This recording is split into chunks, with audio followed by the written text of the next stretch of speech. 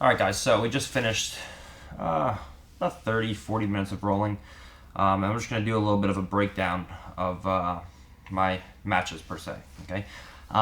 So keep in mind the whole thing I'm trying to do from here. I'm thinking actively while I'm training is how can I get to upper body inside position to pin my partner's shoulders and head to the floor. How can I put so much pressure on my partner that I can create back exposure? How can I put so much pressure on my partner that I create extension of limbs where they're going to push away from me and now submissions are available? And how can I get my partner's knees and feet to point in the opposite direction of me or away from me? Okay?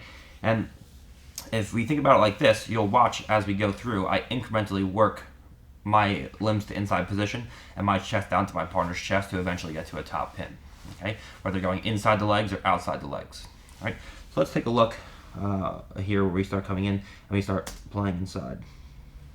Alright, so we're coming in. Now notice I have a light right foot, so I can use feints to get my leg to the inside. Okay.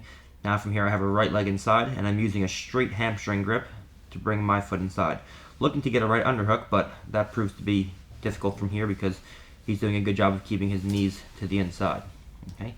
Now notice from here, we break in contact, and now I'm starting to bring my right hand and right elbow inside of his hip and knee. That fails. We reset.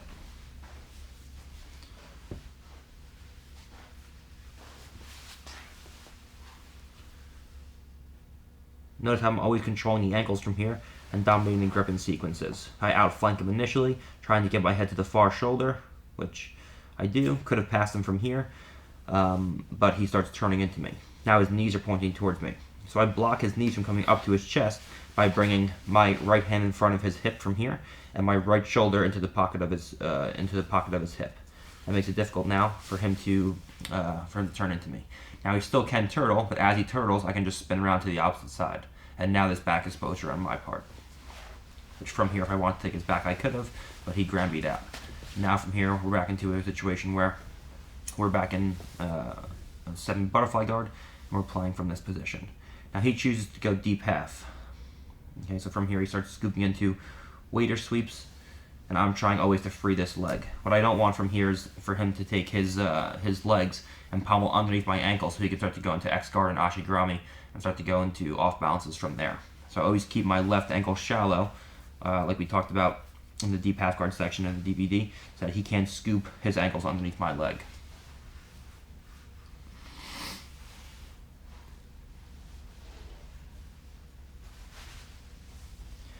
Now he exposed his neck so there's a crossface available. He does a good job of using a cross shoulder post there to clear the crossface. And now I have a V-grip on his ankle. Now we get into a very interesting battle from here in the next few seconds. You're going to see that I'm trying to pommel my leg to a certain position.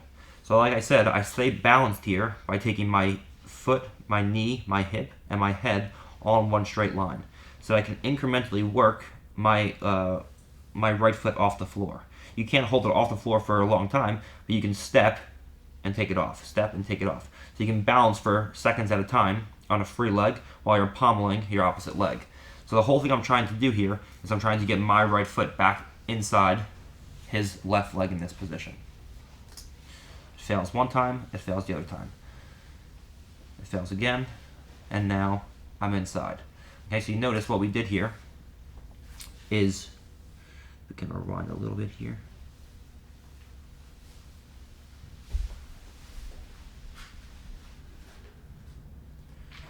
So you notice what we did here is I try to kick back behind my partner's leg. Okay, if you notice my right leg from here is trying to kick back around his left leg in this position. But he does a good job of following me backwards with a sticky butterfly hook. So as he follows me backwards, I initially go back, pommel back and around his leg, but when he follows me, I come back in front of his leg and I use a front pommel to get around his leg instead. And you'll see this in the next few seconds again here. See, I go in front of the thigh.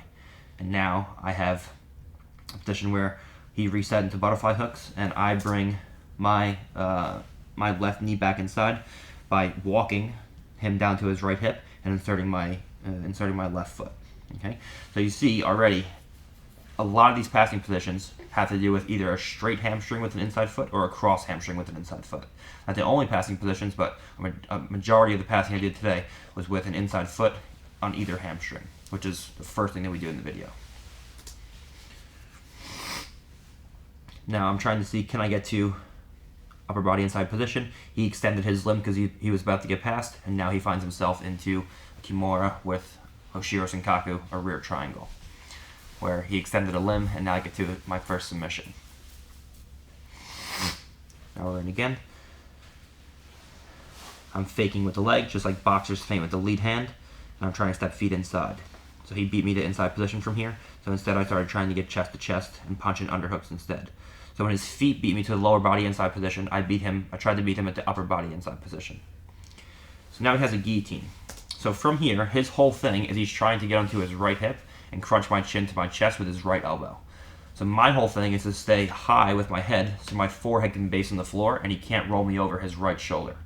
So that when eventually I do pass, I can can either pass to his right, or if he goes to crunch me over to the opposite shoulder, I can hop to the opposite side.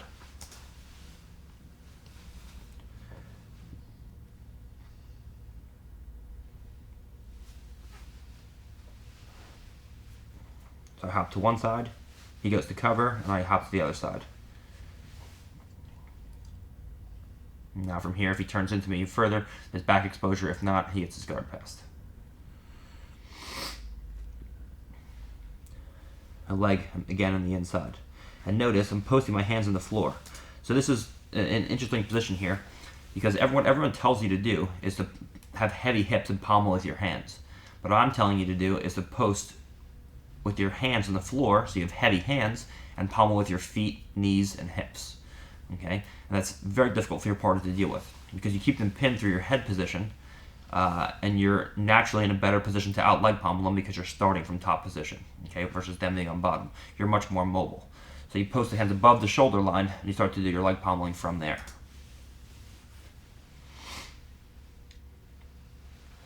Now we were down to a half guard. Okay, so I went from a loose pass, and all of a sudden, he realized he was in danger of getting out pommeled there. He pushed me to one side, and now I'm chest to chest, and I have an underhook again. Now, because I have an underhook, if he goes into deep half, I can immediately start going in and exposing all my Hoshiro Senkaku and Kimura attacks.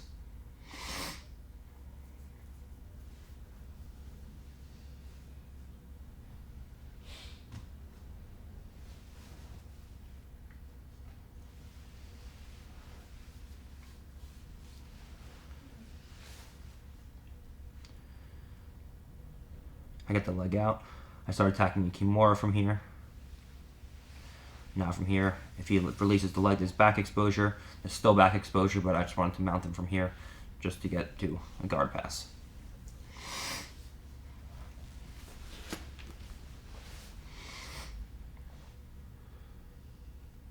Again, feinting with the lead leg, the step a leg inside. So now we have a straight hamstring with an inside foot. Now he's doing a good job of keeping me from getting to upper body inside position because of his hand. But from here,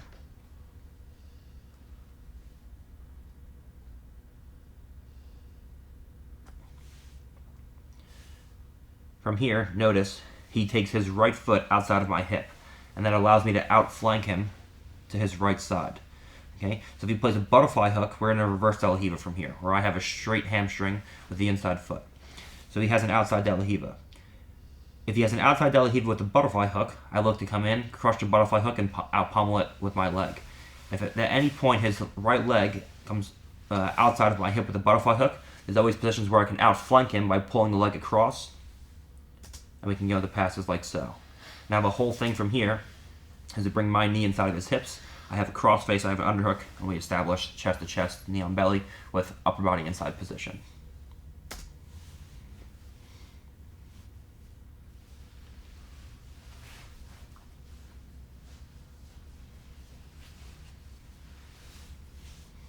Okay, take a look at that again.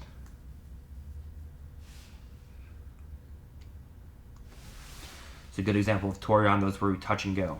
Okay, so we're playing guard, he's playing on his left hip, I'm playing passing, and then I make a switch to the opposite side. Okay, where from here, notice that when I outflank him initially, my hand is inside of his hip, and my knee and my elbow is inside of his knee. So that makes it hard for him to high leg over. Now his right knee from here is still inside my hip. So my left hand is on the opposite side of his knee, posting on his knee. That's what allows me to push his knee down and bring my right knee inside of his hip. And that's what leads me into a pass from here.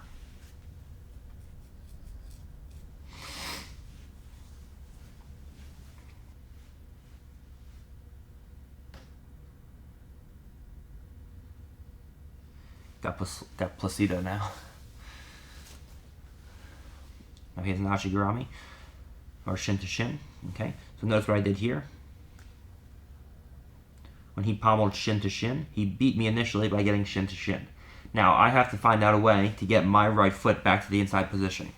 So as I go to take all of my weight over to Placido's left hip, my right foot comes or my left foot, sorry, my left foot comes across, and I use my left foot to push his foot outside of my leg, so that my left foot, or my right foot in this case with the tattoo on it, will steal the inside position. So as he falls to his left hip, my right foot makes space for my left foot makes space for my right foot to come inside, and now I dominate the inside position. Now from here I'm controlling the gripping exchanges, and now from here I felt like I couldn't pommel around his leg.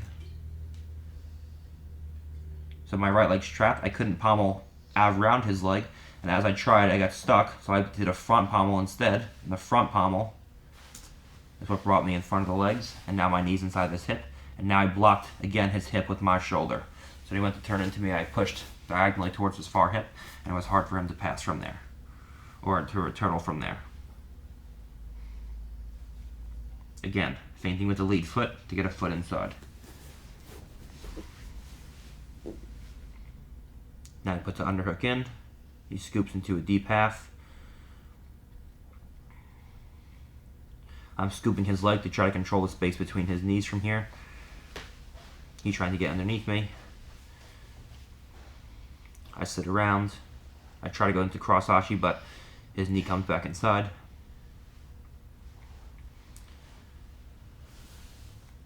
Now from here, notice he starts pushing me away.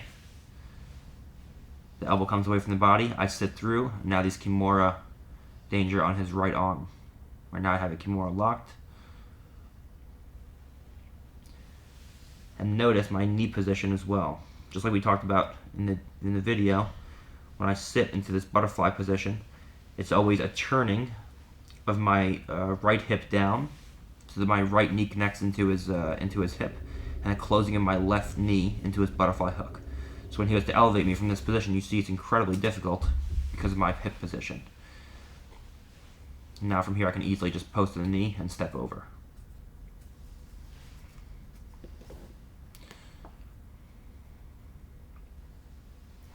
And notice these very subtle grip fighting exchanges here. Okay? When we start in a seated guard again, and he goes to grip me, notice I'm always subtly breaking his grips in the wrist and re-gripping. I'm not allowing him to keep 2-on-1s for any amount of time, or even 1-on-1s. When we start from this position here, you see when he goes to grab my wrist, I'm always just subtly breaking grips and re-gripping. Okay, so now I have his wrist, and now he has no grips in my wrist. Now I have a leg inside again. I use my foot to do the same clear as we did before.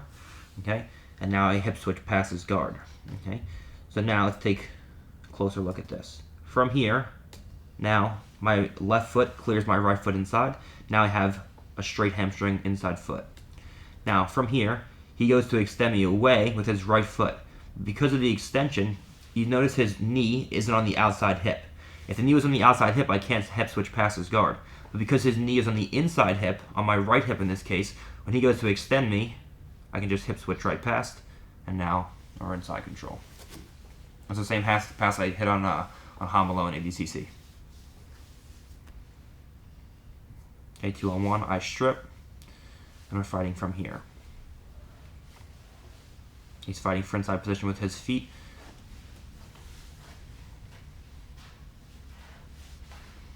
From here, you notice I managed to outflank him by hip switching. So I did an initial hip switch, but he does a good job of bringing his right knee into his chest. But now I'm outflanking his legs. So from here, I try to push his leg down, but he does a good job of keeping his left knee to his left elbow, so I can't get inside position with my right hand. So if I can get to an underhook from here, I'd be able to pass him. But he's a good job of keeping everything inside. So now from here, I have to use outside position with double overhooks to pass instead. Okay, so he stole the inside position, but I capitalized in using outside position to pass instead. So now I have outside position controlling his elbows, and I'm going to beat him at the legs now by pommeling through, hip switching past, switching the knees, and now I'm past.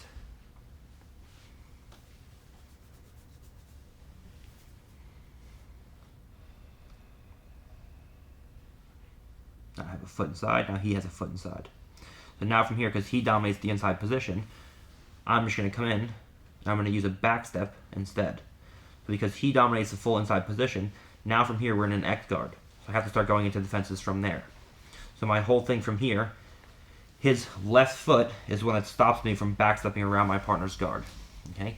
In order to defend any Ashigarami X guard, I need to get two of my feet to the same side of his body. Okay? Right now, my right foot, the one closest towards the camera, is on the left side of his body, and my second foot is on the right side of his body. So I need to backstep my right foot to the same side. Okay, the only way I can do that is by clearing this left leg sticky hook of his. Okay, because when I go to backstep, this sticky foot will keep my leg in place. So I use a reverse V-grip on this left leg so he can't follow me with his butterfly hook, and then we just backstep around, and because we have a shin across his hips, that stops his hips from coming up and him from inverting. Here. Okay?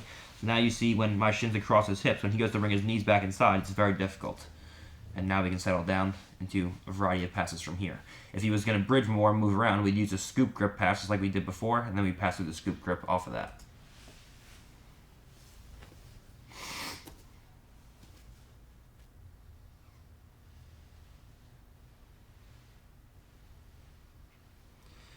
So now I have inside foot, cross hamstring, inside foot, straight hamstring.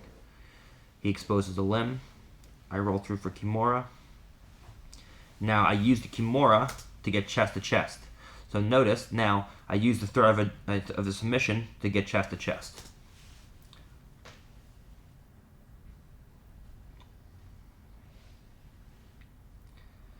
Now that I have the Kimura with the chest to chest, let's use my feet to out-pommel his legs. And since his upper body's pinned, it's difficult for him to be able to do anything effectively from here. Now I have a cross face. Okay, so now I'm getting closer to the upper body.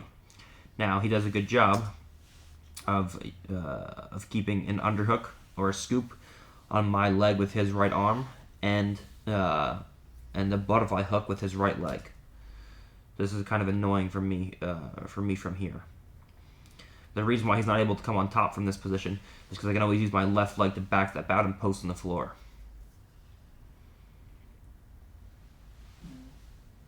Okay. Now he abandons that. Now there's going to be a battle for him going to take my back. Notice, as soon as he goes to scoot out to take my back, I notice his back exposure for me.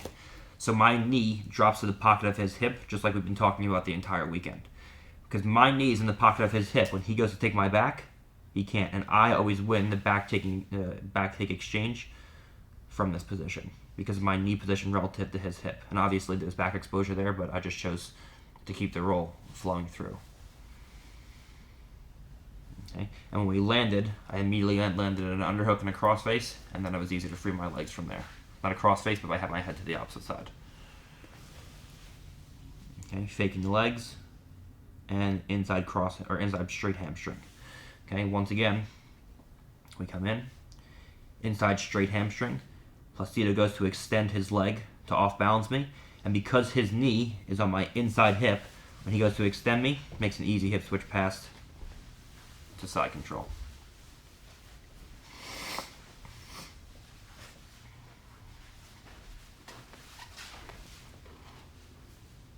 Dominating the ankles again. Good, now he is inside position, and time runs out.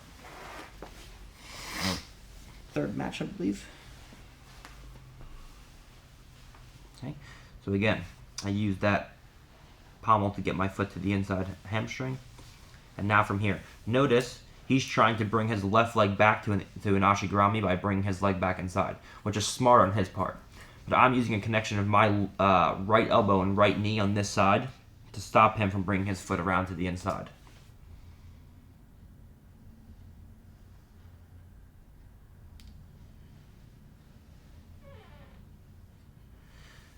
Okay, I don't know if you guys saw from there. What I did was I pommeled my outside foot on top of his shin so I can hold his shin down while I use my right hip to hip switch past his guard. So right now, this outside shin is ankle to ankle on him. And because my foot is connected to his ankle, when he goes to extend his right leg to off balance me, it's impossible because it's pinned by my left shin. And that's when my right leg can easily hip switch past.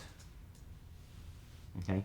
Now from here, this is technically, I would have just passed him from here, but I let him recover by using his hooks, and we restart. Again, I fight back to that inside foot position. I hip switch past, and now I'm not completely past his legs, but I use that now to come chest to chest. So I was loose passing above my partner. I used the hip switch to get him thinking about something else, and now my head position is essentially a cross face, and I have an underhook with my left hand. So you start chaining loose and tight passing together. Now his knees are pointing away from me, but his feet are still pointing towards me. So the whole thing is how can I get past those feet? Double underhooks now.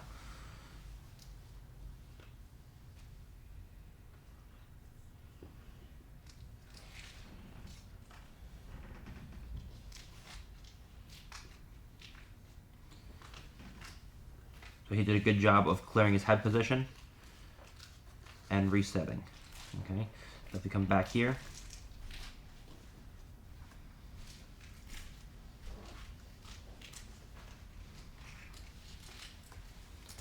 so my head's next to his. He did a good job of extending butterfly hooks away and bringing his head position back in by using his right knee. Now, I almost got past, but his foot was in the way. He bridged, and now we're back into position. But notice I still have a good tripod with a right arm underhook from here. Okay, and my head position on the floor basing out is what allows me to keep him from taking me over. Notice I'm almost completely up and down to the floor from here. I'm almost completely vertical. But because my head position, when he actually goes to off balance me, it's very difficult from here. And from here, notice all the weight is on my head, but his shoulder and head, his shoulders and head are pinned because of my right side underhook and my head position. So again, you're staying heavy with the upper body, but you're using your legs to out pommel your partner's legs while his shoulders are pinned. Okay, so it's very difficult, especially when his shoulders are pinned to out leg pommel you from here. Okay, even if you're a worse leg pommeler than your partner, you're still in a much better position to beat them from here. Okay, so now let's take a look. He's doing a good job of keeping his knees inside. Okay, and again, these guys are all better than your average guy. You know, a couple of these guys, one of the guys medaled at Worlds at brown belt in the gi. A couple of them won purple belt Worlds. Some tough black belts, some guys who fight. So these aren't. I'm not just training with white belts here. So you guys know. Okay, he does a good job of getting his two knees back inside. So now he has two knees back to inside position, but I still dominate the upper body position. Okay. And because I don't have a cross face, because I'm using my head as a cross face from here, my left hand now is free to post to my partner's knee. So this will always allow me to get past my partner's knee on the one side. If I have a cross face, my two hands are occupied. You can't have a cross face and underhook from your partner's full butterfly guard.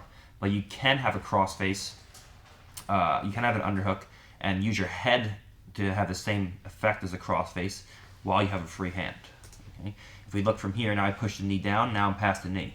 Now I pommel, I jump to the opposite side because I was based out on my head, and now he goes to turn away. His back exposure there. He realized that, he turned back into me, and that was the guard pass. He's doing a good job staying shin to shin here. So I let him enter in. Now he's in a position where he has two butterfly hooks. I step out by leaning my weight to one side. His feet are inside. And now from here, I backstep. Okay, and now if you see, watch again. So I lean the weight onto one side. So I let him take inside foot position. From here I backstep.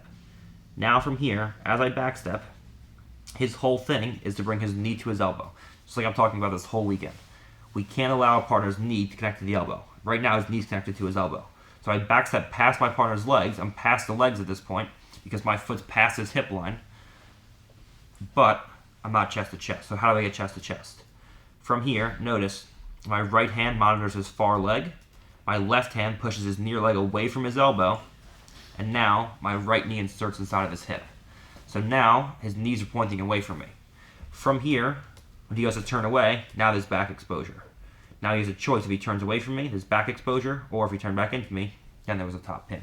So I put so much pressure through footwork and movement that he had to expose his back, and then there was an easy back take there.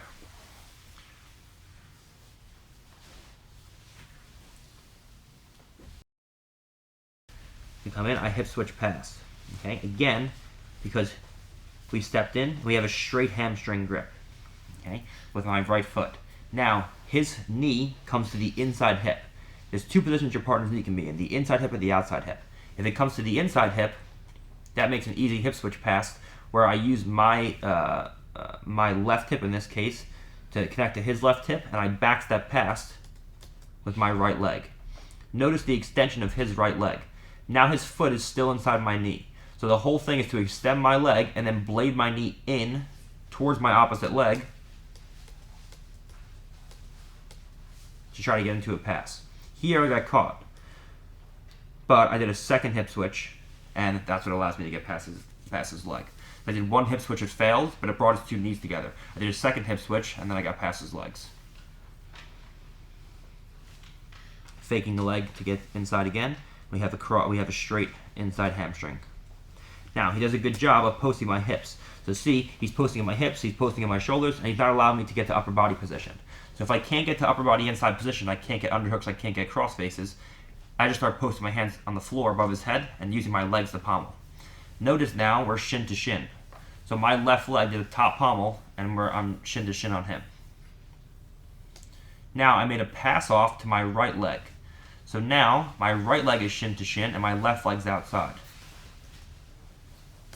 And now from here, because my left leg was outside and I did a hip switch past, my right leg controls my right leg in this case controls his right leg from extending into a butterfly hook and catching me when I go to hip switch. Now from here, my left knee comes in behind my partner's knees and pushes them in the opposite direction of his escape.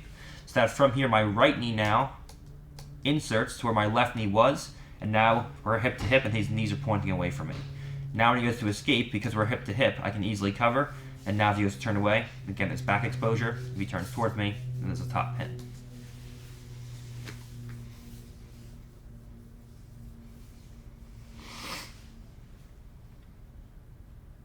Okay, I let him steal inside position again. He goes to take me over with a double-legged Ashigarami sweep, and not Ashigarami sweep, double-legged sweep, and I backstep out. Now, from here, we come in, and he let me get over the top leg. So he made a mistake by relinquishing his left arm, his underhook, and he gave me an underhook. And now I'm also past his top leg. So right from here, it's easy for me to establish my own underhook, and there's no inside bicep tie blocking my crossface. So now the underhook comes in, I'm past his top leg, and a crossface comes in. See, now he tried to stop the crossface when he realized it was coming in, but it was already too late.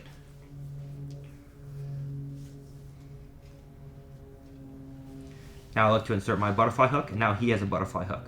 So I'm using my legs to pommel past his legs while his head and arm are pinned. And we're past. And notice when I end in mount, again, there's no knee elbow escape on his left side. Okay? Because there's no knee elbow escape on his left side, because I have an underhook with my right hand. There is an underhook, there is a knee elbow escape on his right side, because there's nothing from stopping his right elbow from coming down besides the crossface, which will do a pretty good job, but it won't completely eliminate the chance of his right elbow coming down and knee elbow escaping on that side. So I always make sure that my hips stay turned so that my left knee is inside of his hip. So that when he goes to bring his elbow inside my knee, he can't for an elbow escape, which he just accepted to get his guard pass from there. But in a live match, when he would keep going, he would try to knee elbow escape on that side. Okay, and notice I'm always controlling the ankles. I'm always dominating and gripping exchanges from here. Whenever he posts somewhere where I don't like, I always clear grips off. Whenever he grabs my ankles and I don't like it, I always clear grips off. Now he's doing a good job of posting my hips. Okay, so again, I couldn't get to upper body position because he's controlling my hips from coming close. So there's no way I can get underhooks, cross faces, anything. So I let my legs do the work instead, and now I pommel shin to shin on top. Okay, he's doing a good job of keeping my ankle controlled. Okay, and now I use that to switch my hips and come down chest to chest. So I started with a loose pass, I switched my hips, and now I'm chest to chest. I'm over the bottom leg, I'm over the bottom knee, I'm past the top knee, I have a cross face in, and I have an underhook in. So let's take a look at that one more time.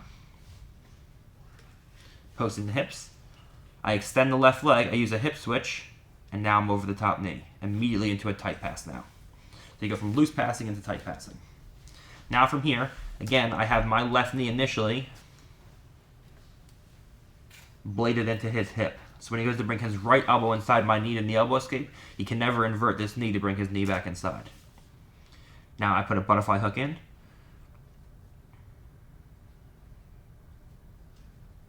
And time runs out. Okay, so you see there's a common theme now happening with these passes. I'm either trying to fight my legs to the outside if I can't get inside position, or I'm fighting a leg to the inside. And then I use either, in this case mostly, a straight hamstring to do floating passing and loose passing, and then I use that to get into either tight passing or submissions. So this is interesting. These next couple of guys tried to play deep half guard on me, and no one at Renzo's really plays deep half guard, so it's interesting to see how I'm going to deal with it like this. Okay, and we're going to talk about these different positions a lot in the video. So he tries to go waiter sweep. He tries to does a good job of bringing the knee inside, but as he goes to heist, I use my two hands to push weight back into him, and that prevents him from getting all the way up to his feet. Now he enters into an Ashigarami and a 50-50. Now I stand up, and from here, I just take my leg out because he did a poor job of controlling an Achilles grip when he released his legs. Now he's doing a good job of staying shin to shin. I again use my free leg to pommel my foot inside. If he has a scoop now, or he overwraps my leg with his left arm. Now he tries to come into another position where he goes into deep half. But from here, I start to backstep, or try to backstep, but that fails. So now I enter into his legs on this side. So now obviously his leg attacks if I want, but we're going into passes from here. So instead, I go from a position where I'm attacking the legs to a position where I bring my right foot to the inside hamstring on the far side. Or to a straight hamstring on the far side. He reaches for a leg, and now I go for an underhook. He attempts to go for a guillotine, and I sit down to my hip from here. Now I start fighting his hand off, until eventually I just accept it and step over. Now, if he would have taken his right elbow down to his hip from here and just bridged off the floor, he might have been able to sweep me. But he didn't. He chose to bring his knees into his side. And now, once my head popped out, he realized he was going to get past, and he started to try and turtle into me. Because my right knee is connected to relatively close to his hip, it's hard for him to bring his knees inside. The only thing he can do is to turtle up. And now from here, there's a position where there's back exposure. Now I could have taken his back from there, but I wanted to use guard passing. So now we get into this position again, where I have a claw grip with a cross face. And when he goes to put me in half guard, instead of going back into a half guard, I just insert my right knee instead. So my left knee is inserted into his hip. My right knee is in between his legs. I have my ankles crossed, so when he goes to hook over my ankle with his outside foot, there's no ankle to be hooked. Okay? So now there's actually no half guard in place. Now he starts to bridge into me again, and now I step over, and now the second time, he made the same mistake twice, so I just took his back.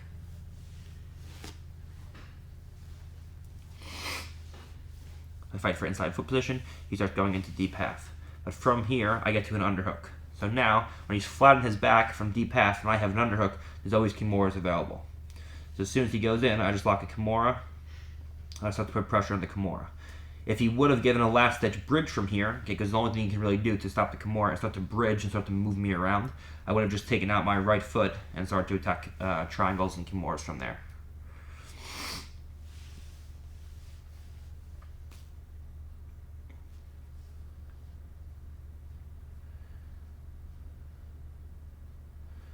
He shoots deep half. I step over, and I start trying to attempt to go into cross hashigirami. But he holds onto my leg from here, so it's difficult for me to bring my right knee into my left heel. So we find ourselves fighting from this position for a little while. I'm fighting his grips off, so I can start to slide my leg into place. He starts to try to hook and come up, but I have cross hashigirami. So the reason why he couldn't heist from there is because my cross hashigirami controlled his right leg from coming out. In order to heist, he needed to come up to his right knee. But because this knee couldn't come up to the floor, because my legs had an hashigirami, he wasn't able to heist all the way up. Now again, I have a reverse underhook from here. Now the whole thing for me is to scoot my right knee, or my left knee in this position, down to the floor. So I can connect to the pocket of his hip. But he's doing a good job of not letting that happen. So instead, he pulls my knee across the hip, and I just go back into a cross ashi.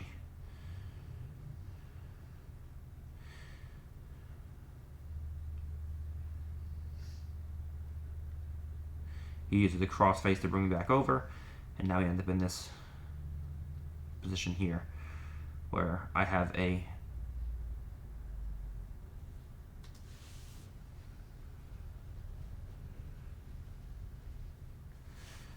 left leg butterfly hook inside. He comes up to his elbow. Because he's on his elbow, now there's back exposure. So from here, all I have to do is slide my my right knee up.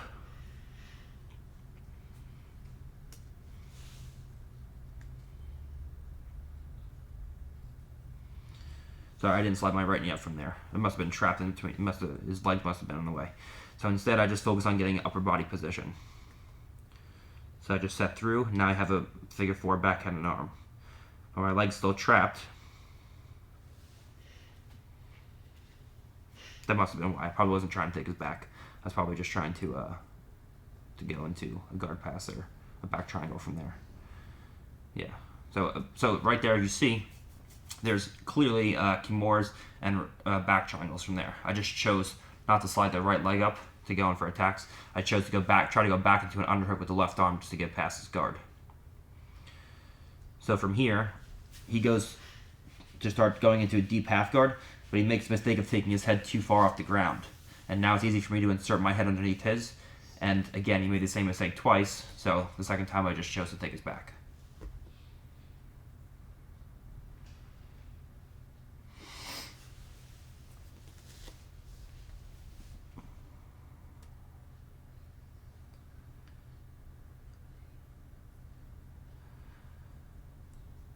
Right knee inside with a straight hamstring. That's not a hamstring yet, it's just a knee inside, or a foot inside. He does a good job of keeping his left foot inside my hip. But now, once again, because his right foot comes outside my hip, I can use that to outflank him from here. So if he kept a butterfly hook with his right leg, it would have been easy for him to keep his feet inside. But because his foot came outside my hip, I outflanked him with a leg drag, and now I started putting pressure into him. Now he does a good job of keeping my shoulders from coming down to his with his knee position, or with his hand position. Okay, so as I go to fight my hands inside, it's difficult, so I use a collar tie instead, where I feel like I couldn't get inside position because he brings his right knee connected to his right elbow. So I use a collar tie from that position instead, and now instead of going inside the upper body, I go inside the hip instead. Now my right knee comes inside of his hip, and I connect my right knee to my right elbow. Now, as he goes to come into me, because the right knee is connected to the right elbow, he can't bring his knees into his chest. And now I start dropping down into a heavy cross face. Now he turns into me, and now there's back exposure where I could have gone to the other side and taken his back, but I just chose to go into a pass with the crossface from here.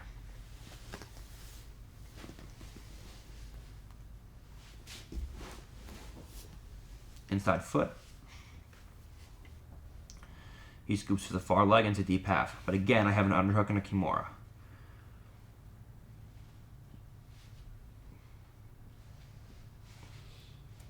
And then time runs out.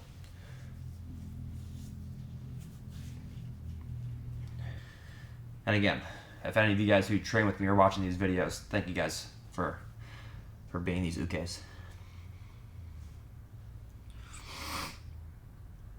Okay, now, one of the guys with the better beard than me. I have a cross hamstring from here, and he scoops into a deep reverse De La Riva. But it allows me to get a scoop grip with my right hand and step around his leg. So now, from here, what the scoop grip allowed me to do was keep his knee off the floor. If I didn't have a right hand scoop grip and he wanted to just bring his left knee down to the floor as I spun around, I wouldn't have been able to insert my left knee underneath his leg, because his left knee would have beat my leg to the floor. But because I had a scoop grip with my right hand, it allowed me to scoot all the way around without him bringing his knee to the floor before I can get my left leg underneath his leg. And that allows me to lock a full cross Hashigirami. Now I heist up on top. I have an initial underhook that I'm fighting for with my right hand, but I felt like that wasn't going to be an option. So instead I hopped over, so I pulled his leg down. Let's take a look at that. So I pulled his leg down with an overwrap, just like we talked about. So I felt like I couldn't get an underhook, I pulled his leg down, knee comes to the opposite hip, and I step over. Now from here, I start to get my weight heavy down towards his hips, but he does a good job of off-balancing me to the second hip. Or to the opposite side. Now I stand up, he goes deep half, and he faces towards me. So I peel his grip, and I back step off. So now I'm back to an inside foot, and we're ready to pass from here. He scoops again, I clear. He scoops again, and I click with the legs this time. And now we have limb extension, and now I start attacking Kimuras from here. So you see, essentially, you're just putting pressure on your partner from every different angle. Now, I could have had a back triangle, but I wanted to go into a pass instead. So I opt to take a underhook and a crossface. I walk back towards his hips. I move his head to the opposite side. So now there's back exposure. So notice what I did there.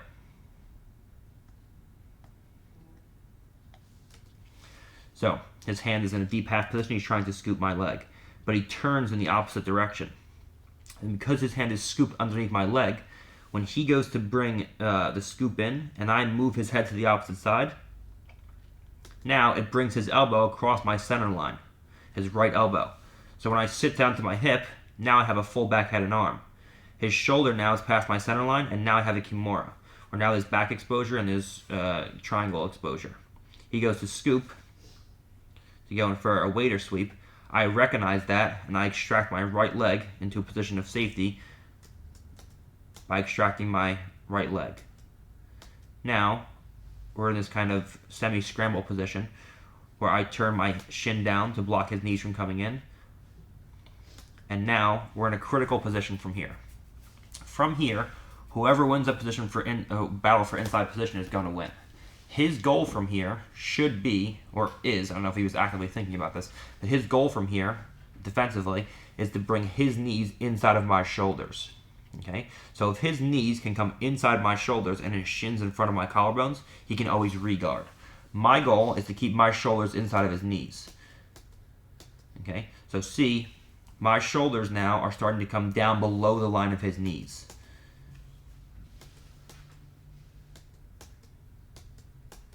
And now, because my shoulders stay inside of his knees at all times, there's a pass there.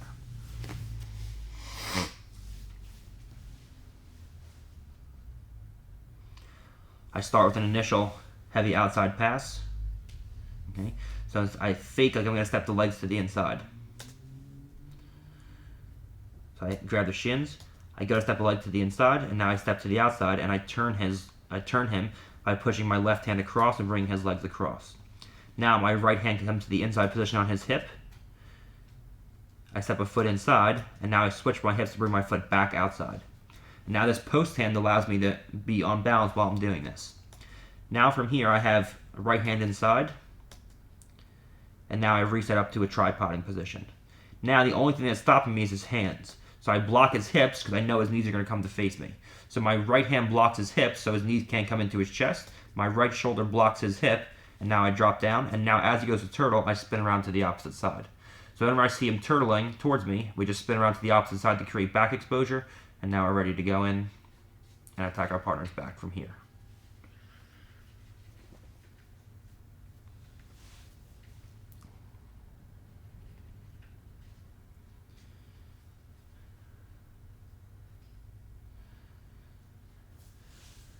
Okay, so I'm playing around a little around there with outside passing now. Did a lot of inside foot passing, so playing around with outside passing. And notice I can put pressure on my partner through stepping past the hip line. Now from this position, I have a right foot inserted and I have a right hand scoop grip. Okay, if you don't notice, but his hand is scooping my leg, so I can't really pommel my right leg from here. But now I have a reverse underhook. He's still scooping my leg, so I'm addressing the grip on his hand on the opposite side. So I'm trying to walk around. He does a good job of keeping his left knee connected to his left elbow, so I can't get chest to chest because of that knee-elbow position. So I'm fighting to get around with my left hand, but his knee to his left knee to his left elbow stops that. So I recognize this, and now I make a transition to the opposite side. Because I have a right hand scoop grip, it makes it easy for me to go from one side to the other, and now from here, what he wants to do is to invert his right knee. If he can shrimp out with his left leg and invert his right knee to face me, then he wins the battle. So I want to pull my elbow back towards me, bring my head above his knee on his quadriceps, and make it impossible for him to invert his right knee. I solidify this with my left hand coming across to the far hip. There. And now we're into a good passing position. So see how his knee cannot invert from this position because of my head position. Now I come across to the far hip, and that's what gets me past him. Now if he turtles, his back exposure. Oh yeah. My next DVD, after you guys see how good this one's going to be, it's going to be $20,000 for a copy.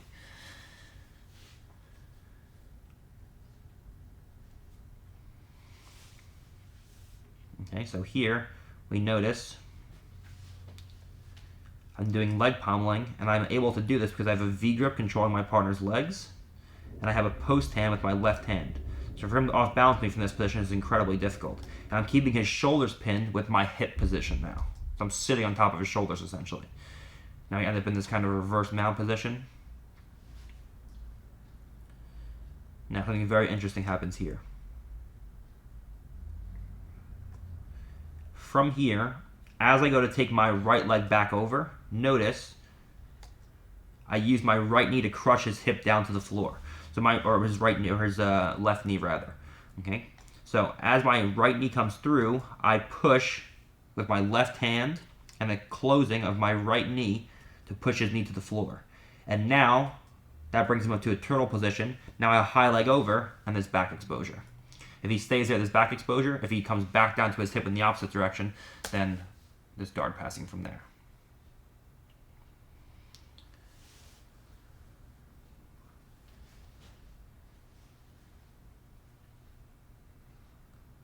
So I create back exposure here, and now we're into a pass or a back take, depending on where he goes.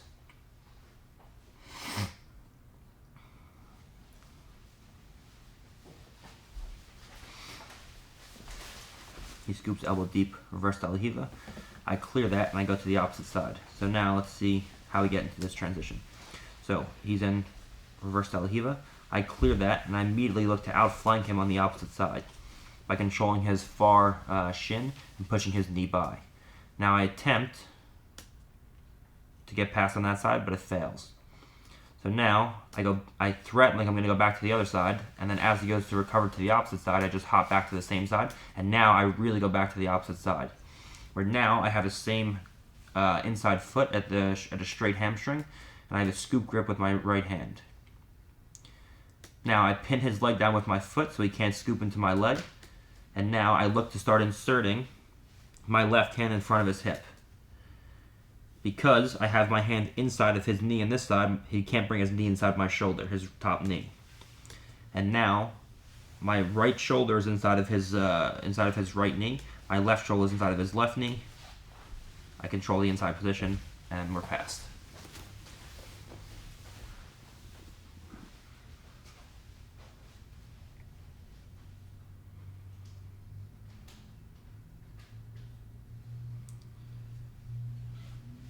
So I'm fighting for an underhook, peeling grips on my heels.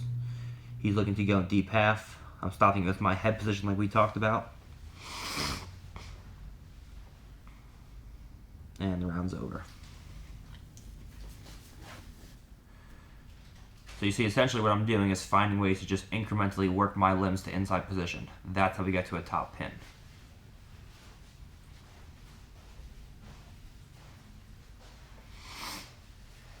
Okay. Now he did a really good job of not letting me bring my my right knee down because he kept a really sticky De La Riva hook. So that was difficult for me to deal with. So initially I tried to backstep into a cross hachigurami, but he was smart. As I tried to backstep, he posts with his left hand on my butt, so I can never actually control his knee. So as I go to backstep, he shoots through.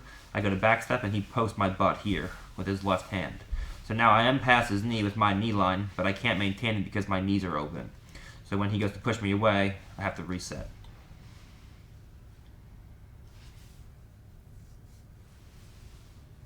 Always posting my shoulders with his hands, so I can't get upper body position.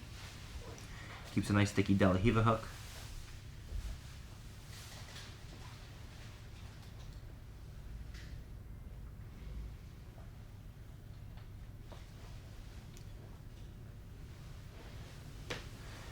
I scoop the leg, try to enter in, but he pushes me away.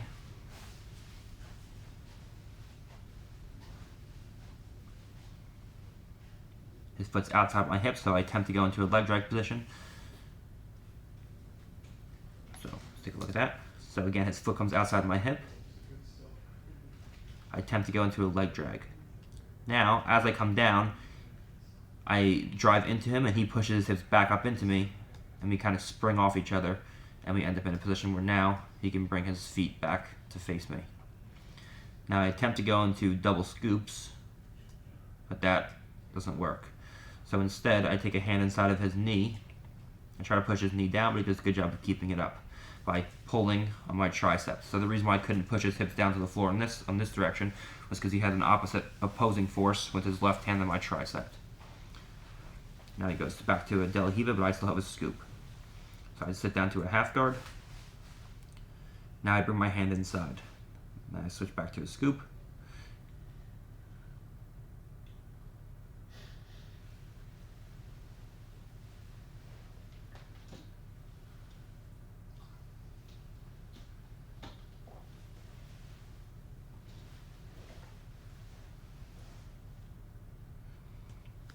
Okay, let's look at this here. So let's play for a little while, actually. Okay. This is an excellent transition here. Okay, so let's just watch the whole transition, and then we'll look over it again.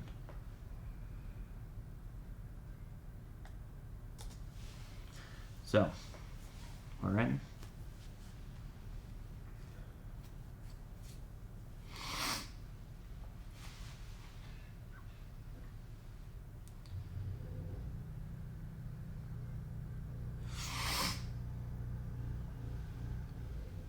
Okay, so a lot going on here. So, I stand up, I pull his De La Riva hook out. Now as soon as I step out, I hit a Toreando to the side, and notice my right foot gets well past his hip line. So I put real pressure on him from here. Okay. Now I attempt to bring my hand inside of his hip, which I can. I bring my right knee to my elbow, which I do.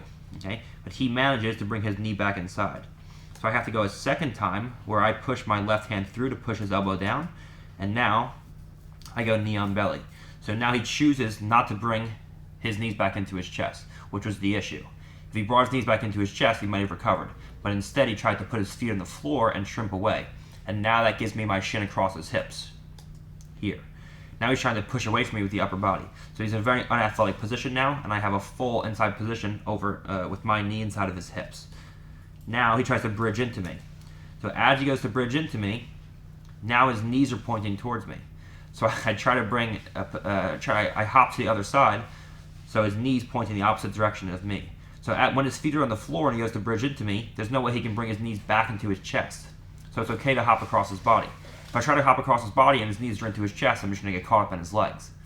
But because his feet are on the floor, when I hop across his body, I end up on knee on belly on the opposite side. Now I'm on his left side, there's back exposure on my part, and his knees are pointing away from me. Now he realizes that, and he starts turning back towards me. So now from here, I drop down and try to get to upper body inside position. But I can't. So now, when I go to come across the opposite side, he scoots out, so I can't, I actually miss the pommel where I go back to knee on belly on the opposite side because he scooted away from me. So instead, I end up in a half guard type situation. But now, he goes to come up towards me in this direction, but I'm already so far behind him that now I have a grip on his far shoulder, and my head is behind his scapula now. So now all I have to do is slide my right knee up. So my right knee starts moving up. Good. Then I start blading my left knee down. My left knee slides up towards his back. Then he starts going to a knee elbow escape. I bring my right knee down. I blade it into the hip. Because of my head position, I pommel my leg free. And now I pommel on top of his far hamstring. So now this holds his knees together. So when he goes to open his knees from here, it's difficult. And I still have that head position behind his back. So now all I have to do is slide my right knee up. This becomes a hook. So if you notice,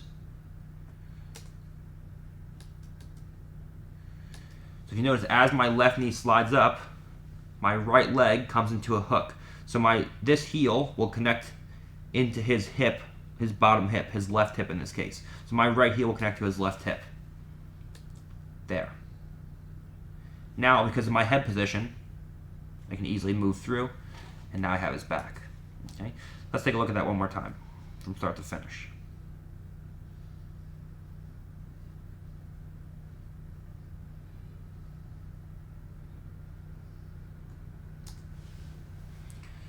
Clear the De La Riva. Throws legs to the side. Knee comes in once, knee comes in twice. I switch to the opposite side. I come back to a half guard. I go to initial back exposure, but he goes to knee elbow escape. I bring my knee inside of his elbow. I clear. I pommel on top of the legs. Left knee goes up. Right leg goes into the hip. And now I have his back.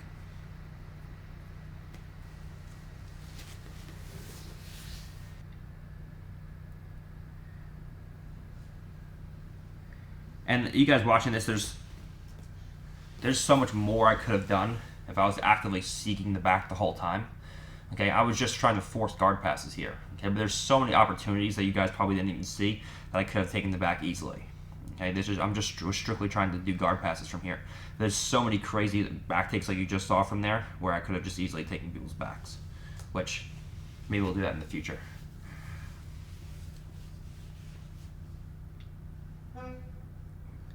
So now he does a good job of keeping his knee inside, trying to keep a sticky De La Riva hook. He's controlling my ankle well, and he's using a cross shoulder post with his right hand, so I can never get inside position at the upper body.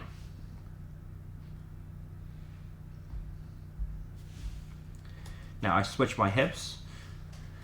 I attempt to come in chest to chest, but he's hard because he's posting on my shoulders. I'm always trying to bring his knee down with my hand, but he does a good job of bringing the knee inside.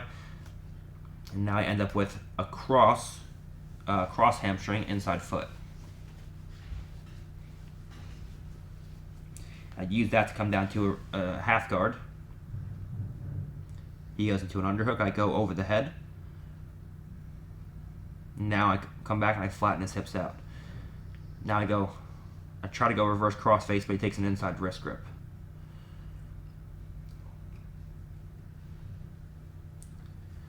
Now I'm fighting. You see how he's posting on my inside bicep tie, just like we talked about. So it's difficult for me from here to get my right hand inside. So we're hand fighting in this position. I bring a butterfly hook inside because he brought his knee down to the floor, and now I attempt to go over his head. So his hand is across his body, like almost like a Darce strangle. But I have a crossface in there as well. My hands are locked.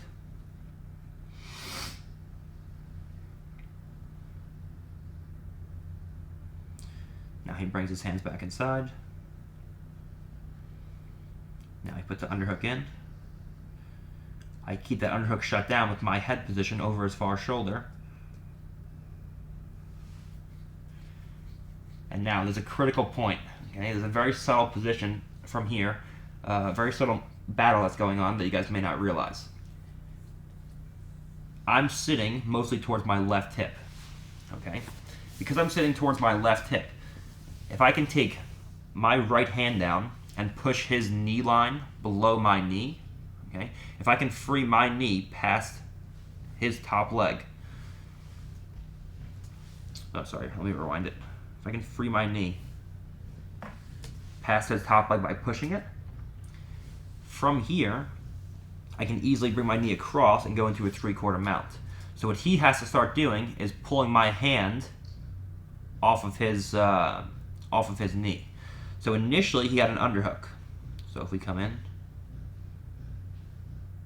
we're here. He had an underhook. So there's no way I can get an underhook from here.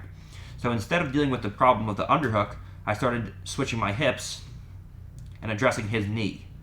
Now when he felt me pushing on his knee, he had no choice but to relinquish the underhook. Because if he kept the underhook, I would have just pushed his knee down, brought my knee out past his knee line, and brought my knee across into 3/4 mount.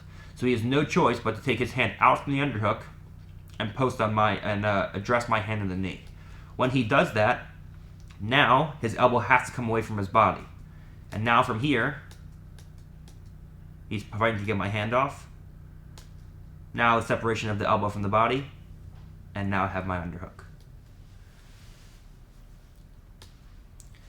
Now, right from here, this is a very interesting position as well. My right elbow position was a little low, because as I went to pass, he immediately brought his elbow down and tried to bridge me over. Now, notice all the space between my hips and his. The only reason why it's okay for me to base out with my right leg from here is because his feet are on the floor busy bridging. If he brought his knees inside, now he'd be back in a butterfly guard. But he was so occupied with the bridge that I was able to give a big post out with my right leg. And now, before he's able to bring his knees back inside, my right leg is going to hop all the way across and pommel to a far knee on belly on the opposite side. So my right hand is an underhook, I pommel to a knee on belly on the opposite hip, and that brings me across to side control on the opposite side.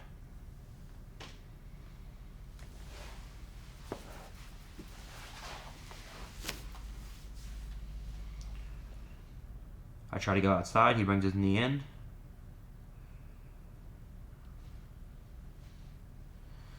I try to scoop. I try to go back outside. I got poked in the eye, and I lost the contact lens.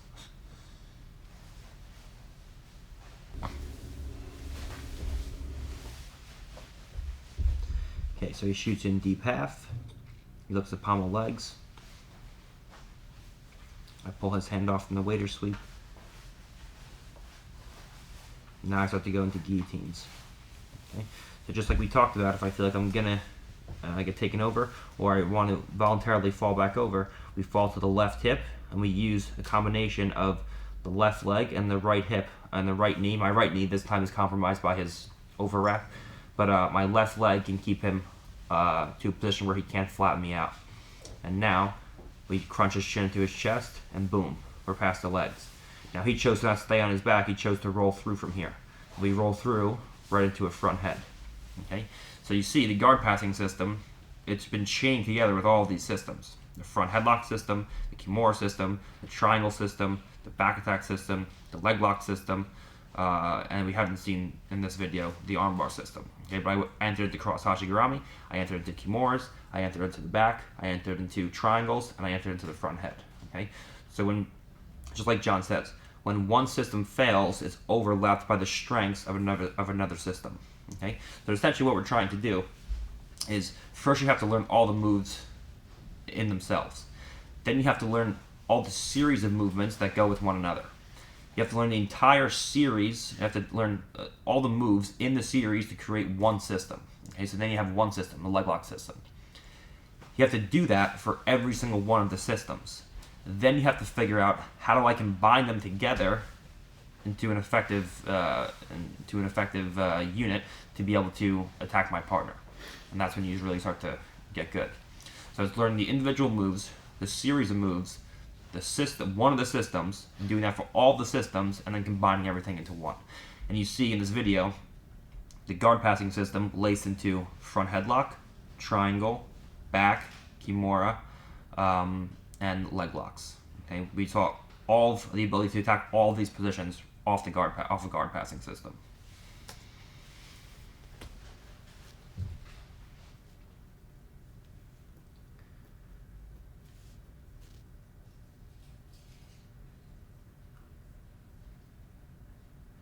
So now he does a good job of using an outside De La Riva, and he pommels his foot behind my ankle. But he makes a mistake of letting me get my right hand across and as an underhook. So now when I switch my hips back, I have upper body inside position with my right hand. I have a left hand post on his knee, and now I push his knee by. Now I'm looking to connect my my right elbow and my right knee. But he does a good job of not letting that happen and me coming down. Now, we get into this kind of scramble position where my right leg comes back across the body. Once again, his knees have to come into his elbows. So I drop my hips down so his knees can no longer come into his elbows to recover. But instead he chooses to try to go up into single legs. And now we're back into our front headlock system.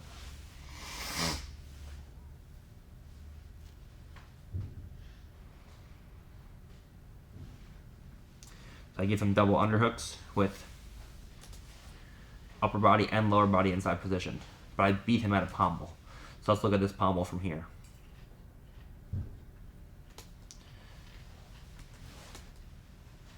So he overextends his left leg butterfly hook.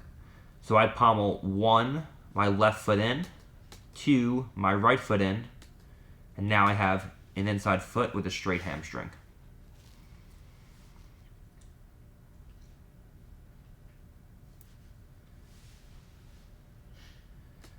He has a short knee to his chest, so I pommel on top of the leg, and now I hip switch past. Because once again, my partner's knee from this position is on my inside hip. So I pin the butterfly hook down so he can't follow me with the left leg. I hip switch past, and now my right hip connects to his right hip. So his knees are pointing away from me. I dominate the inside position at the upper body. I have an underhook. I move to a crossface, and he's pinned.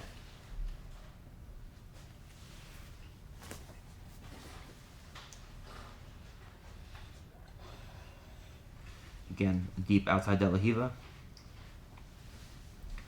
I sit down this time. Now he takes his foot so far across my body that now I can get to the opposite side. Now, there's a battle going on here with his foot, his shoelaces, relative to my hip position. Okay? So my whole thing is to step my left leg over his foot. I do that there. Now, my left hand clears his foot, and now I start coming around to the opposite side. Now his knees point away from me, and I cup his knee like we talked about before. Now the whole thing is to get my head over his far shoulder, which I'm trying to do from here. But now he does a good job of shrimping away, posting on my shoulders, and that makes it difficult for me to come to upper body inside position. Now because I'm not past his knees, I'm not in a leg drag position, it makes it hard for me to go inside bicep ties. Okay, so we're here. Beat his leg, and we're in. Now, he posts inside my bicep and uses a cross shoulder post. Now before I can manage to get my hands inside of his biceps, he immediately shrimps out. Okay. Now he brings his knee back in. I take my left hand off and place it over his head. Now I have a base on this side and I have a hand over his back. So now I can hip switch past his legs. And now he has to turtle. As he goes to turtle, he's going to face me. I step a leg over. And now we ended up in half guard on the opposite side, but I'm already past his top leg and we're chest to chest. Okay? So we talked about the DVD yesterday. For partners naive, they'll let you get past the top leg. But it's not if they're naive. You can force them into those positions through these transitions. Okay? If you're just in a static position in half guard and your partner doesn't use a cross shoulder post, you can easily just go over the legs. Yes, then they're naive. But if you use these transitions together well, okay, the whole thing, like I said before, is chaining these together in intelligent ways.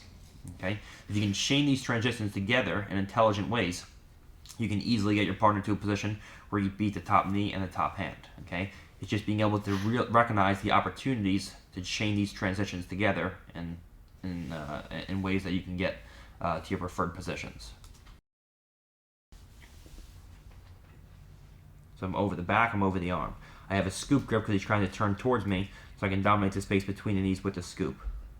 I have a reverse underhook, and I'm palming with the legs. Now I'm past his legs from here, I step over into mount. And now I use my heel to pull his legs up. He does a good job of bringing his knees inside by posting on my hips, but now I'm looking to hip switch past. He does a good job of keeping his knees inside, becoming to an underhook. Now from here, he dominates the inside position with his 2 feet. So look for me now to try to put a butterfly hook back inside. It's difficult because he's scooping my near leg. So from here, he's trying to go in for waiter sweeps. So now, I can't bring my legs inside. He has a full knee inside, he's in 2 knees inside of my hips. So the whole thing for me now is to use my right hand to address that grip on my far leg, my right leg in this case. So I have to peel that grip off.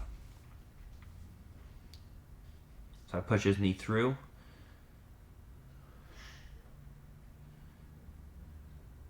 Now I peel his hand off. Now he still is inside position. So from here I do a quick hip switch because he has a loose hook, and that brings me past his leg. Now I pommel my foot to a position outside of his legs, where now I'm in a half guard but my foot isn't trapped anymore. And now I just take it out and step around. So let's take a look at that again. So I address the grip, I hip switch past his loose hook, and instead of accepting a half guard, I bring my heel into my butt, here. So now when he goes to lock a half guard, there's no ankle to trap. And now I just extend the leg past, and now I'm going to insert my right knee either into his hip, or because he turtled into me, there was back exposure. So notice, this entire time, I'm actively grip fighting. And you see a subtle moment that I am grip fighting. I'm going to use a V-grip on my partner's trap muscle to get him pushing back. When he pushes back into me, I use a collar tie to put weight over his feet by pulling his head over his feet, and then I step a leg to the inside, here. Now when he goes to pommel his feet, he can't. And my leg's inside.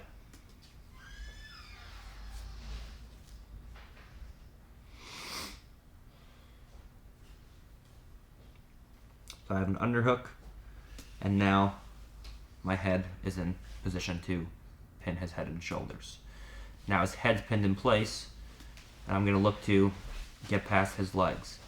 But because he's scooping my leg now, there's a better opportunity going for triangles from here. So we have an opportunity to go in for triangles because we're in a deep half and we have an underhook. So we have triangles and kimuras, which I turned into an udagatame from here.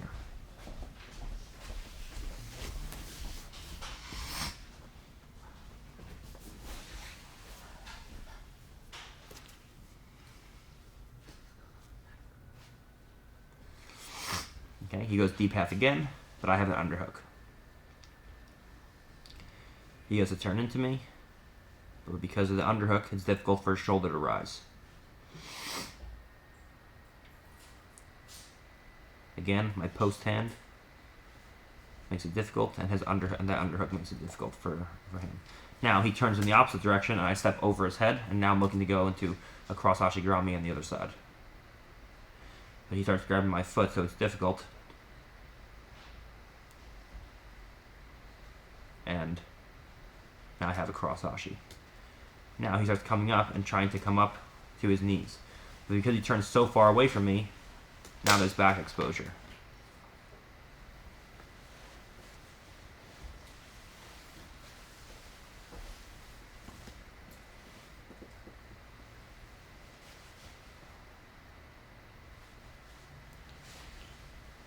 So again, I use my foot to pommel to an inside straight hamstring. He's posting on my shoulders, so it's difficult for me to get upper body inside position.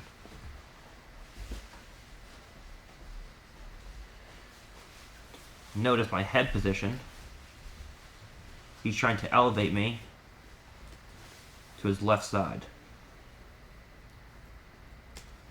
So my head moves to the opposite shoulder, so I have more of my weight on his right shoulder than his left side. And my hips are loose from here. What holds me in position is my head position. You see how my head's drifting over to his right shoulder? So when he goes to use that right leg to elevate me over his left shoulder, my head position makes that impossible.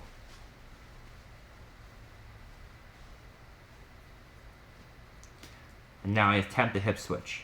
But because he has a sticky hook, it's difficult initially to get past his leg. But now you see, I'm past his bottom leg. So now I'm in a half guard. So I use the hip switch this time to not get past his guard, but just to get past his top leg in a half guard. There. Now I'm past his top leg and we're in a butterfly half guard. Now I have a tight waist, I have a cross face, and now I move up to an underhook. Now he does a good job of not initially letting me pommel in a butterfly hook. So my whole thing from here is to make sure that I stay heavy with the left hip and bladed with the left knee. So when he gets to elevate me over his right shoulder, he can't. See, he's doing a good job of raising his knee so I can't pommel a butterfly hook in.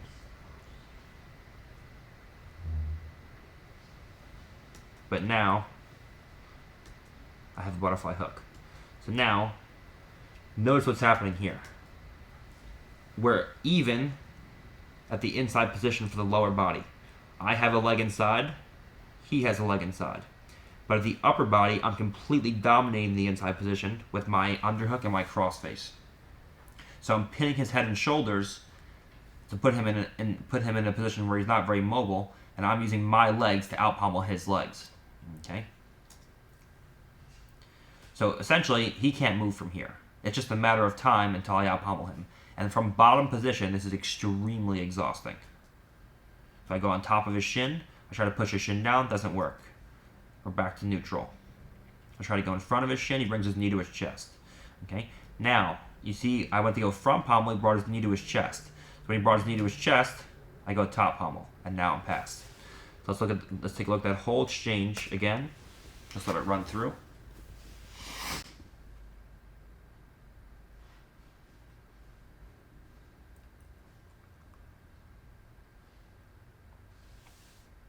Now, let's look at it again. Okay, from here he goes to elevate, but because my head, again, is over his far shoulder, he's trying to elevate me over his right shoulder in this case. My head drifts far over his left shoulder, and there's no elevation to this side now. Okay, and in the one before this, he was trying to elevate me over his left shoulder, and my head drifted over his right shoulder. Now he's trying to go over his right shoulder, and my head's over his left shoulder. Okay, so now I try to go on top of his leg. My foot slips off. He does a good job with his hand of physically peeling my shin off. So I go on top of his shin, and notice his right hand comes down and pushes my ankle off. So we're back to neutral. Now, I try to come in and go in front of his leg, but he brings his knee into his chest. But now he sacrifices the stickiness of the hook. So because there's not a sticky hook anymore, we put him in a dilemma of a short knee, sticky hook. If the knee comes into his chest, I can't go in front of his leg, but I can go on top of his leg. If I try to pommel on top of his leg and he brings his leg up, then I can go in front of his leg because now the sticky hook brings the knee away from his chest. And now I'm passed. Now my left foot comes off, and immediately I blade my left knee into his hip. So notice his right elbow now is in the outside position versus my left knee. So when he goes to knee elbow escape on his right side, because my knee position is on the inside, he has no ability to knee elbow escape. And because I have an underhook with my right hand, there's no ability to knee elbow escape on this side because his hand's all the way up over his head. And now we're passed.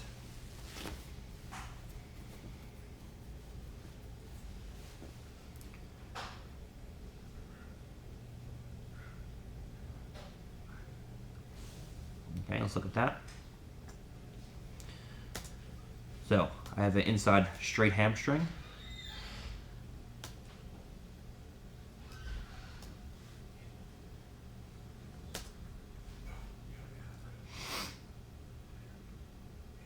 Okay, notice he has to address my knee from here because he's felt that earlier in the match he was getting out pommeled if I get to this prime passing position with a straight hamstring. So what does he do? He brings his left elbow inside of my knee to knee elbow escape. But now his hands aren't occupied on my chest anymore. Okay, so let's let it play for a second. Now we're chest to chest. Okay, so from here, when he goes to pommel, when he goes to bring his elbow inside my knee to come in and start opening up my knee to push my knee down below the line of his thigh. Now his hands are no longer occupied on my shoulders. So now it's easy for me to use my left hand to push his right knee down and slide into a half guard on the opposite side. So as he goes to recover this knee, my right knee is going to end up over here, and I'm going to end up in half guard on the opposite side, chest to chest, because he wasn't monitoring my shoulders now. He let go of my shoulders. He relinquished the shoulder control to try to fight the knee. So now I'm chest to chest with a half guard pass from here. Now I have a tight waist to control his hips. Now I use my left hand to push myself over his knee. And now, again, we're over the top knee and the top hand. Now we have a cross face in place. Now I try to bring my underhook in. I use an initial inside bicep tie. And remember we talked about if the hand is above the elbow, an inside bicep tie. If the hand is below the elbow, we use a reverse cross face. So I use an initial inside bicep tie, but he shoots the hand down. So you see how that fails. I can't connect my hands from here. So I go to a reverse cross face. He goes to bridge. He can't bridge. I go back to a reverse cross face, and from here we're in. The reason why he can't bridge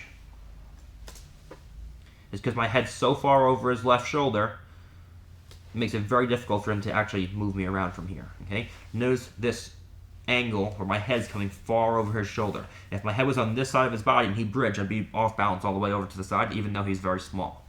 But this angle driving towards his far shoulder makes it incredibly difficult for him to move me from here, even if he was my size. Now, as he comes back down, reverse crossface, and the elbow comes in because his hand is lower than his elbow. Now, the hand comes in, and now he has an inside bicep tie. Now, crossface comes in, underhook comes in.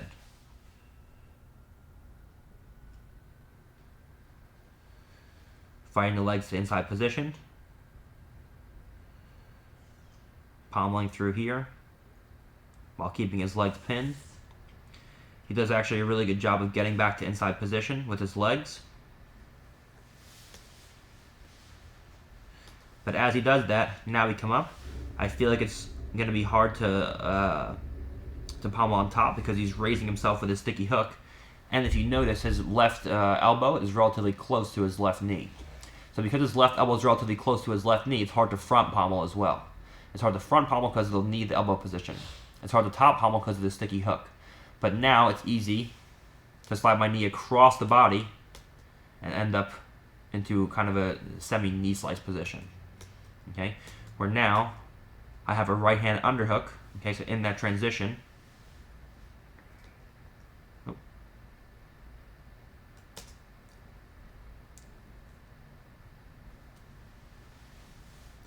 In that transition, I never lost the underhook. Now, I get my knee down to the floor. My head comes down next to his head.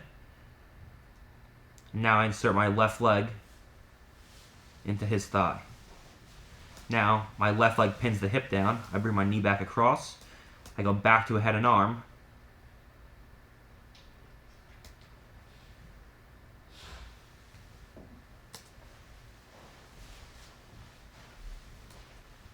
Now I feel I'm going to bring his knees in. So I block his knees from coming in by bringing my right knee across. But notice, my shoelaces still stay on the back of his hamstring. So that when he goes to open up his knees from here, he brings me to the opposite side. Now I have an underhook on this side. So he brought me to the opposite side, so I chose to go back across. When I did that, he did a good job bringing a butterfly hook back in. I still have an underhook. So now we're just back in the same position. He manages to bring an underhook back in. But we're still chest to chest. So now I sit through, uses the underhook.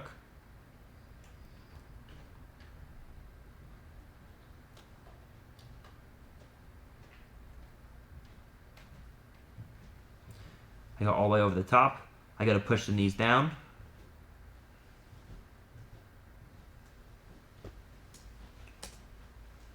So, I push the knee down. My leg comes outside. I beat his knee position with my hip. And now, my knee comes in. If he would have stripped away and inverted his right knee, he would have been able to bring his knee back inside. Because he just stripped away and his knee stayed in that position, he wasn't able to beat my hip with his knee. Now, I know he's going to shrimp towards me. Okay, I know he's going to try to come in towards me after I get past. So immediately, when I feel him coming in towards me, I take my left hand over his head so that now my right hand can come in front of his hips and block his hips.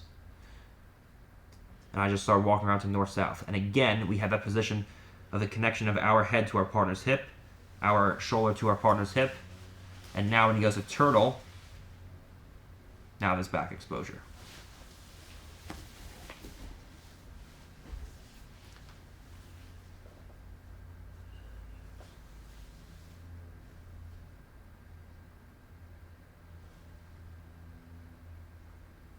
Again, inside straight hamstring.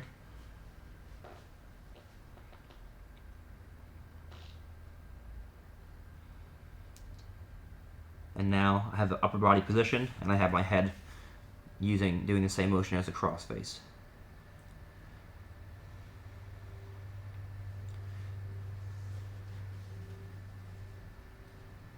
Three-quarter mount, butterfly hook comes in, I blade the knee into the hip.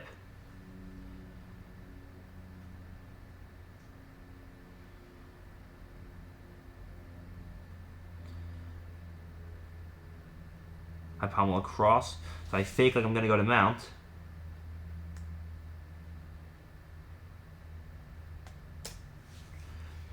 So I fake like I'm going to go to mount. When he brings his knees towards me to knee elbow escape,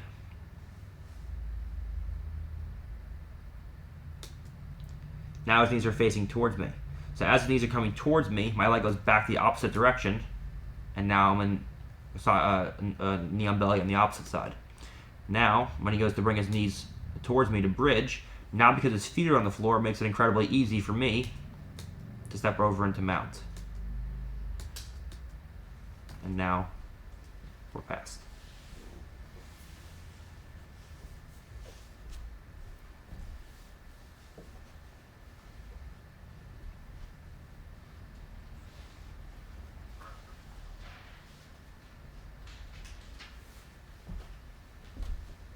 So, settle into a half guard, he has a low knee shield. So I sit past his knee shield, and I go to a reverse underhook. So let's take a look at that again. So, I sit past his top knee, and I go to a reverse underhook. Now, he's smart, my knee's off the floor, and he starts pommeling a butterfly hook in. So now we're essentially in the same butterfly half guard that we were before. So he started chaining things together. We started in a low knee shield, I switched my hips. So in the passing DVD, we did half guard, knee shield, and then butterfly guard, separate kind of different things. Okay, but like I said, your partner can chain various guards together from bottom position. So when he goes to switch from a low knee shield to a butterfly half guard, we have to be ready for that. So instead, we go into a butterfly half guard passes, where as he goes to pass from, or as he goes to move and elevate me from here, the reverse V grip stops him, and now I backstep through. Now I switch to a scoop grip,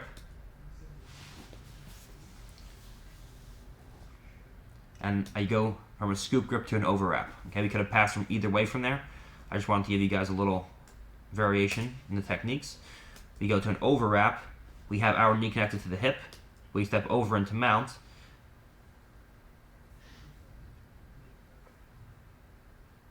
And now you have a back exposure.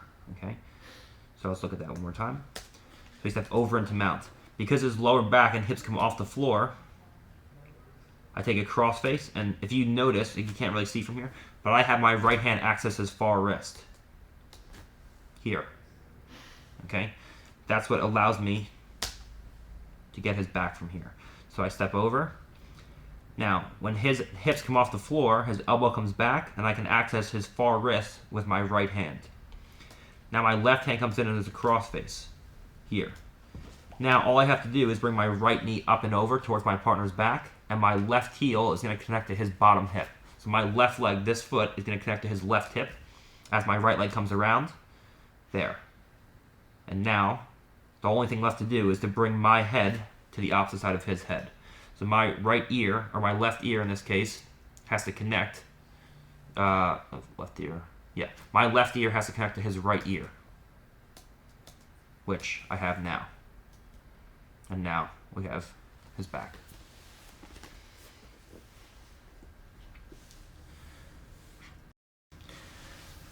So, you see what I'm doing is chaining the three kinds of passing together. Loose passing, tight passing, and submissions. Okay? You saw very clearly in this breakdown that I start initially with loose passing. If you can get into tight passes right away and get upper body position, that's great. But with anyone good, it's very difficult to do that. So you start with loose passing where you float your hips over your partner. Then you either out pommel them there and you pass them, or when they start to push on various parts of your body, you chain it with tight passing. Okay? If they start to push away with tight passing and they make enough space, then you can do hip switches and you can get past your partner's guard. But you see how much pressure you put on anyone you train with when you chain all three types of guard passing together. You saw multiple submissions, you saw multiple tight passes, and you saw multiple loose passes. Okay? And you saw a combination where I would pin the hips or the shoulders and head down to negate movement, which is technically a tight pass, but then in the same style of passing with my legs that I was doing in the loose passing, where I couldn't get upper body position. Okay? This is what you guys should be doing when you're passing someone's guard. You should be getting good at all the individual techniques, mastering one type of guard passing, mastering the other two types of guard passing, and then being able to chain them together better than anyone else in the world. And obviously, I know you guys aren't trying to be black belt world champions or ADCC world champions for the most part. I know most of the people doing this are hobbyists or buying this or instructional, are hobbyists, and they want to just get better at jiu-jitsu. But you should have goals in mind. Okay, you shouldn't want to be the best blue belt in the world. Okay, you should want to be eventually to a level where you can give good guys a run for their money. Okay, and this is the way you do it, by having goals in mind while you're guard passing and actively thinking about what position you want to put yourself in. Okay, and if you watch this breakdown, if you watch the match, just the video without me talking, if you watch my matches from competition, and if you watch the instructional, everything that you see me do, they all correlate. The same thing I teach in the video, I do the same exact things against high-level people in this breakdown. I do the same exact thing against black belt world champions in competition. Okay, so the things that I'm showing you are the things that I actually do. Okay, and we went through a lot of them with this DVD or with this breakdown. Okay, so hopefully you guys enjoyed this. I think we're going to link both the breakdown and just the unedited, just full roll, so you guys can watch both at the same time. This is going to be probably over a 10-hour video, so it's a lot of content. And like I said in the beginning, this is This is something that should be like a second sensei to you guys. It shouldn't just be, here's a couple techniques, have fun with them. Okay, this should take you years to get good at. That's how you want it. You want long-term goals, not short-term goals. Okay, and always remember, different kinds of passes work better with different body types as well. Okay, if you ask a 140-pound person to try to smash pass a 240-pound person, the chances of the 240-pound person, despite the skill level, being able to roll over to their stomach and take a smaller guy over who's like 100 or 200 pounds lighter, chances are very high. So it's much easier for a smaller person to use movement-based passes, loose passing, on a much heavier, less mobile opponent from top position. If you ask a 240-pound person to pass a 140-pound person with footwork and toreandos, it's going to be much harder for them because they're not as mobile as the little guy inverting, and they can invert underneath them and give them all kinds of trouble. But it'll be much easier for the big guy to just get a hold of the small guy, pin him down, and smash pass him from there. Okay? And submissions work on everyone. So if you get good at submitting people or threatening submissions to get past the guard, you can pretty much go into submissions on anybody. Okay? But these are your goals while you're trying to pass the guard. How can I pin the head and shoulders? How can I put so much pressure on my partner that I create back exposure? How can I put so much pressure on my partner that I create extended limbs and get submission danger? And how can I make my partner's knees and feet point away from me? If you can do these 4 things, if you can think about these 4 things while you're passing guard will be much easier than if you're just doing random things that you don't think about. Okay? And my goal in this DVD is for you to use these same concepts that I'm teaching you and go beyond what I'm teaching you in this instructional, so that you yourselves can have creative ways to get past your partner's legs and not just copy the techniques I'm doing here. Okay? So with these 4 goals in mind, you should be thinking about how can I use these underlying principles to create my own kinds of guard passing and effectively get past my partner's legs.